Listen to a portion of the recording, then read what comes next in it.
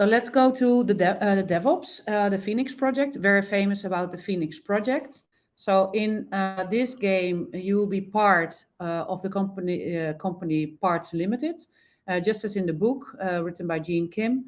You learn in this game, you learn the basics of DevOps.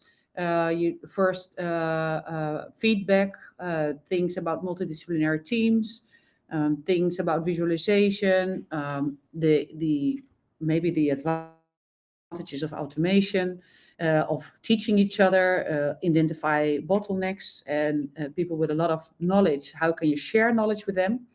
The interesting thing is, Jan, the book was written 10 years ago, and it's still one of the most famous simulations we have, and people and partners and customers still asking for this game. Why do you think that is?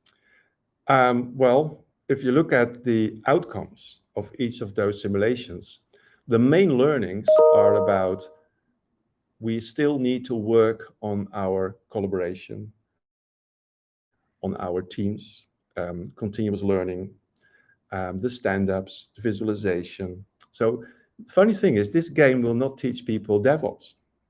DevOps you can learn in a DevOps foundation or whatever, but it teaches people how to become a high-performing team. And the game is very fast and it's very energetic.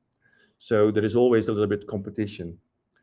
And during the competition, people learn how to improve the team, how to make your team faster, how to work together and receive feedback and give feedback. So it's much more about soft skills, but in the context of Parts Unlimited, that still needs to fix problems, build new services, and what you say, automation, and so on. So it's very funny. It looks like everybody's using DevOps, but not everyone reaches that high level of maturity. High-performing team. High-performing team, yeah. And this game is online, right? So there is the business version of the Phoenix project is online available. Yeah. And what we have seen in the past, that a lot of teams that work remotely, maybe in different countries, time zones, they are very interested. And I think a quarter of our simulation are still played online, despite of the fact that COVID is not an issue anymore.